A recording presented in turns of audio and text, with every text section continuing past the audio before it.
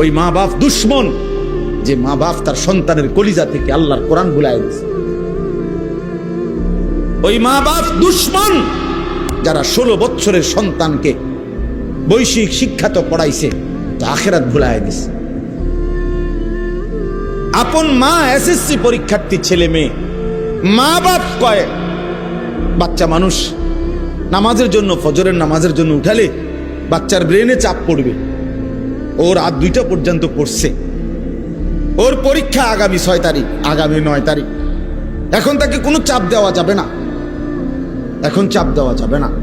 ওর পরীক্ষা, ও golden A plus পাবে, ও অনেক কিছু হবে, অনেক কিছু, ও অনেক বড় শিক্ষিত হবে, অনেক কিছু হবে।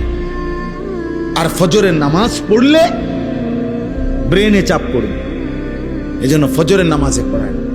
কি পরিমাণ অসভ্য ওই মা বাপ, যারা তাদের আল্লাহকে ভুলে গেছে। মনে হয় যেন ওই সন্তান তার নিজের, অথচ সে ভুলে গেছে যে এটা আল্লাহ দিয়েছে। ইয়াহাবু লিমান ইয়াশাউ ইনাতা ওয়া ইয়াহাবু লিমান ইয়াশাউ যুকুর। আল্লাহ বলেন, আল্লাহ যাকে চায় তাকে কন্যা দান করে, আল্লাহ যাকে চান তাকে ছেলে দান করে। আও ইউযাওয়িজুহুম যুকরানা ওয়া ইনাসা। আল্লাহ যাকে চান তাকে আল্লাহ ছেলে মেয়ে দুইটাই দান করে। ওয়া ইয়াজআলু মান ইয়াশাউ আকীমা। আর আল্লাহই যাকে চান তাকে একটাও দেয় না। শুধু মেয়ে কে দেয়? শুধু ছেলে কে দেয়? ছেলে মেয়ে দুইটাই কে দেয়? একটাও দেয় না। কে? আমার বড় ভাইয়ের 4 ছেলে, মেয়ে নাই। আমার মেজো ভাইয়ের 2 ছেলে, মেয়ে নাই। আমার 2 মেয়ে 2 ছেলে। তাহলে এরম হইল কেন? আমরা এক মার ঘরে ভাই, এমন হইল কেন? আমার আপন 2 ভাগ্নি, যমজ যমজ বোন, ওরা আপন জন।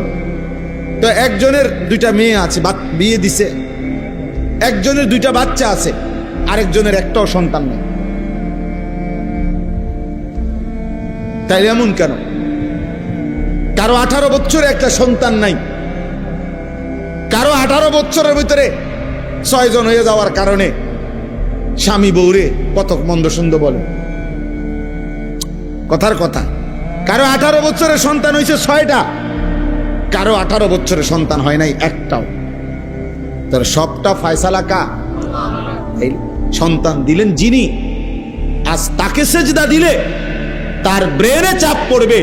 তোমার মতো অসভ্য মা বাপ, তুমি দুশ্মন ওই সন্তানের, যে তাদেরকে আখিরাত থেকে বঞ্চিত করে দিচ্ছে,